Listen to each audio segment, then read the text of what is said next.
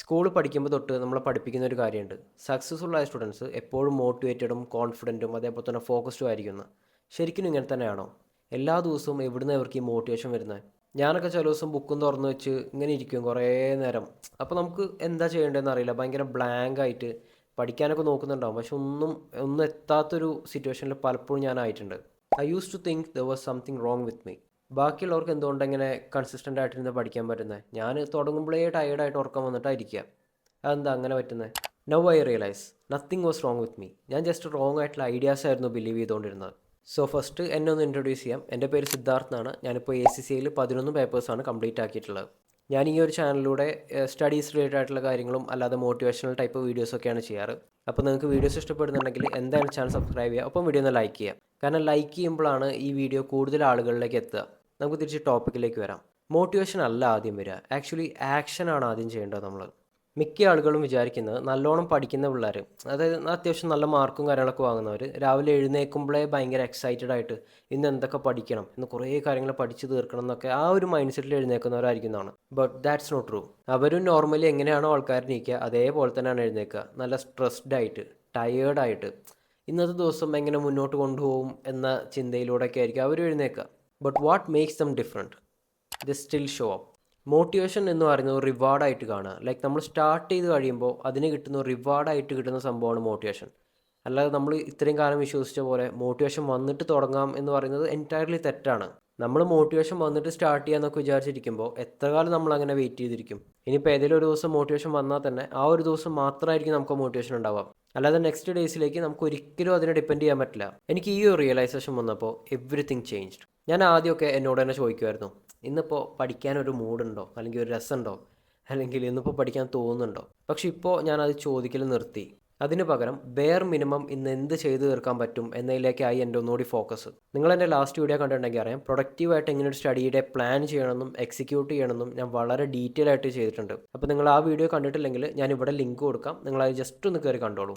ചില ദിവസങ്ങളിൽ ഈ പറയുന്ന പോലെ അങ്ങനെ കുറേ പഠിക്കാനൊന്നും പറ്റില്ല. ഞാൻ ചിലപ്പോൾ പഠിക്കുക ആകെ 2-3 പേജുകളായിരിക്കും. എന്നാലും ഞാൻ കംപ്ലീറ്റ് ആയിട്ട് ക്വിറ്റ് ചെയ്ത് ബുക്കേ അടച്ചു വെച്ചിരുന്നിട്ടില്ല. അറ്റ്ലീസ്റ്റ് 2 പേപ്പറെങ്കിൽ 2 പേപ്പർ അന്നത്തെ ദിവസം ഞാൻ പഠിച്ചല്ലോ, അതിലേക്ക് വേണം നമ്മൾ കൂടുതൽ കോൺസെൻട്രേറ്റ് ചെയ്യാൻ. കൺസിസ്റ്റൻസി എന്ന് പറഞ്ഞാൽ എല്ലാ ദിവസവും ബെസ്റ്റായിട്ട് ഒരേപോലെ ചെയ്യുക എന്നല്ല. It means doing something even on bad days.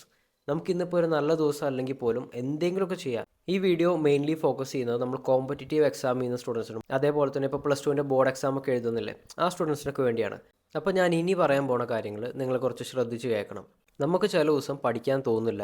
അത് നമ്മൾ ഭയങ്കര ടയേർഡായിരിക്കും, നമുക്ക് നല്ലോണം ഉറക്കം വരും എന്ന് വെച്ചിട്ട് നമ്മൾ ലേസി ആണ് നല്ല അതിൻ്റെ അർത്ഥം. അതേപോലെ തന്നെ ബാക്കിയുള്ളവർ ഒരുപാട് പഠിച്ചെത്തി. ലൈക്ക് നമ്മളിപ്പോൾ നോക്കും, നമ്മൾ ചിലപ്പോൾ 2 ചാപ്റ്റർ ആയിരിക്കും പഠിച്ചത്. അതിനുവേണ്ടി നമ്മുടെ കൂടെ പഠിക്കുന്നവർ 10-12 ചാപ്റ്ററൊക്കെ പഠിച്ചിട്ടുണ്ടാവും. അപ്പോൾ അത് വെച്ച് കമ്പയർ ചെയ്യുമ്പോൾ നമ്മൾ ഭയങ്കര ബാക്കിലായ പോലെ തോന്നും. എന്ന് വെച്ചിട്ട് നമ്മൾ തോറ്റു പോകുന്നല്ല, നമുക്കൊക്കെ എല്ലാവർക്കും ഒരേ സ്പീഡല്ല. ഈ ഒരു ഫേസ് എന്ന് പറയുന്നത് കുറച്ച് ഹെവി ആയിരിക്കും. It's suppose to be uncomfortable. പക്ഷേ ഈ ഒരു ടൈമിൽ നമ്മൾ ബിൽഡ് ചെയ്തെടുക്കുന്ന ഡിസിപ്ലിനും സിസ്റ്റം ഒക്കെയാണ് ലൈഫ് ലോങ് നമ്മുടെ ഒപ്പം ഉണ്ടാവുക. അപ്പോൾ ചില ആൾക്കാരൊക്കെ പറയും 10ത്തെ മാർക്ക് കൊണ്ടൊന്നും കാര്യമില്ല, അത് വെറും ഒരു സർട്ടിഫിക്കറ്റ് ആണ്. അതേപോലെ തന്നെ +2 മാർക്ക് കൊണ്ട് കാര്യമില്ല, വെറും സർട്ടിഫിക്കറ്റ് ആണ്.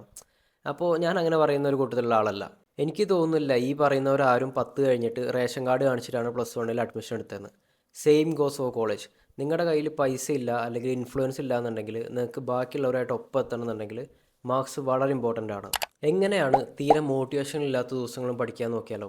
ഫസ്റ്റ് തന്നെ ഞാൻ ചെയ്യുക റിയലൈസേഷനാണ്. അതായത് ഇന്നിപ്പോൾ ഒരു മോട്ടിവേഷൻ ഇല്ല, വലിയൊരു സുഖമില്ലാത്ത ദിവസമാണെന്ന് മനസ്സിലായാൽ അതിനനുസരിച്ചുള്ള പ്ലാനുകൾ മാത്രമേ ഞാൻ അന്നത്തേക്ക് വയ്ക്കുകയുള്ളൂ. ഓൾറെഡി പഠിക്കാൻ ഒരു മൂഡില്ലാത്ത ദിവസം കൊണ്ടുവന്നിട്ട് എല്ലാ ടഫായ ചാപ്റ്റേഴ്സും അതേപോലെ തന്നെ കുറേ ടാസ്കുകളും കാര്യങ്ങളൊക്കെ വെക്കുകയാണെങ്കിൽ നമുക്ക് തുടങ്ങാൻ പോലുള്ള ആവേശം ഉണ്ടാവില്ല. അപ്പോൾ ഞാൻ ചെയ്യുന്നത് എന്താ വെച്ചാൽ, ഒരു സിമ്പിൾ ടൈമർ വെക്കും, 30 മിനിറ്റ് അല്ലെങ്കിൽ 45 മിനിറ്റ്, അതേപോലെ ഷോർട്ട് ആയിട്ടുള്ള പീരീഡിലേക്ക്. അത് കഴിയുമ്പോൾ ഓൾറെഡി നമുക്ക് അറിയുന്ന കുറച്ച് ടോപ്പിക്കുകൾ ഉണ്ടാവുമല്ലോ. എന്തായാലും കുറേ കാലം ക്ലാസ്സിലൊക്കെ പോയതല്ലേ, എന്തെങ്കിലുമൊക്കെ അറിയാതിരിക്കില്ല. അപ്പോൾ ആ ടോപ്പിക്കുകൾ ഒന്നെടുത്ത് ജസ്റ്റ് ഒന്ന് വായിച്ച് നോക്കിയിട്ട് അതിൻ്റെ ക്വസ്റ്റ്യൻസ് ചെയ്യാൻ നോക്കും. അപ്പോൾ ഈ ക്വസ്റ്റ്യൻ ചെയ്യുമ്പോൾ ചിലപ്പോൾ നമ്മൾ ചെയ്യുന്ന എല്ലാ ക്വസ്റ്റ്യനും തെറ്റായിരിക്കും, അല്ലെങ്കിൽ കുറച്ചെണ്ണമൊക്കെ കറക്റ്റായിട്ടുണ്ടാവുള്ളൂ. അപ്പോൾ അതിനെക്കുറിച്ചൊന്നും പറയാതെ നമ്മൾ കൂടുതൽ ക്വസ്റ്റ്യൻ ചെയ്യുക. അതോടൊപ്പം തന്നെ ഈ തെറ്റായിട്ടുള്ള ക്വസ്റ്റ്യൻസ് ഉണ്ടല്ലോ, അത് ജസ്റ്റ് ഒന്ന് റിവ്യൂ ചെയ്ത് ബാക്കിലോ എവിടെയെങ്കിലും ആൻസേഴ്സ് ഉണ്ടാവും, അപ്പോൾ ആ ആൻസറൊക്കെ നോക്കിയാൽ ഒന്ന് പഠിക്കാൻ നോക്കുക.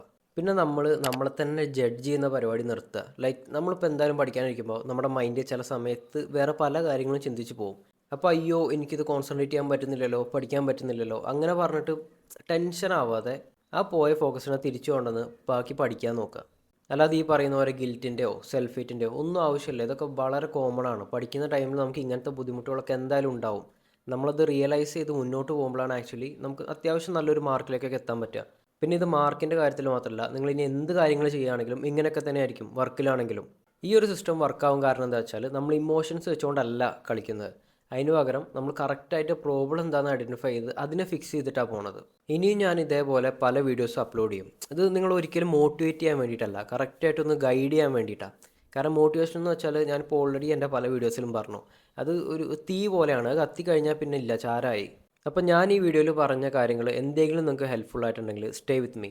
നിങ്ങൾ ഈ ഒരു ചാനൽ സബ്സ്ക്രൈബ് ചെയ്യുക, ഒപ്പം വീഡിയോ ഒന്ന് ലൈക്ക് ചെയ്യുക, ഒപ്പം നിങ്ങളുടെ ഫ്രണ്ട്സിന് ഈ ഒരു വീഡിയോ മാക്സിമം ഷെയർ ചെയ്യുക. കാരണം ഞാൻ ആദ്യം പറഞ്ഞല്ലോ, നിങ്ങൾ ലൈക്ക് ചെയ്യുമ്പോഴാണ് ഈ വീഡിയോ കൂടുതൽ ആളുകളിലേക്ക് എത്തുക.